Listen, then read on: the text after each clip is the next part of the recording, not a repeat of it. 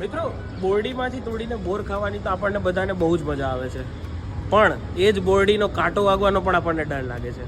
પણ હું એમ કહું કે બોરડીમાં કાંટા જ નથી તો આવી જ એક બોરડી આવેલી છે રાજકોટના ભૂપેન્દ્ર રોડ પર આવેલા સ્વામિનારાયણ મંદિરમાં.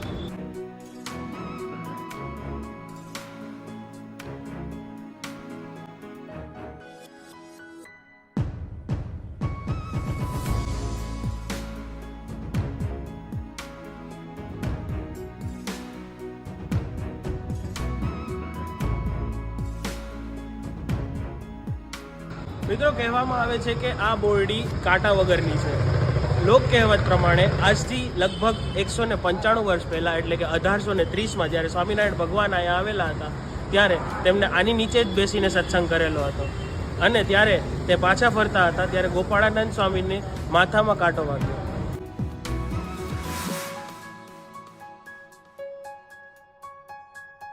કાંટો વાગતા જ ગોપાળાનંદ સ્વામીએ બોરડીને કહેલું કે તારી નીચે તો ભગવાને સ્વયં બેસીને સત્સંગ કર્યો, પણ તો પણ તારી પ્રવૃત્તિ ના બદલાણી.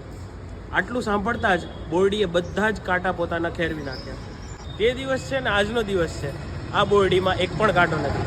પણ આ બોરડીના જે બોર છે એના ઠળિયામાંથી નવું વૃક્ષ થાય છે, એમાં જરૂરથી કાંટા હોય છે ને અલગ મહિમા. તો આજે જ આવો આ કાંટા વગરની બોરડી અને આ મંદિરના દર્શન કરવા.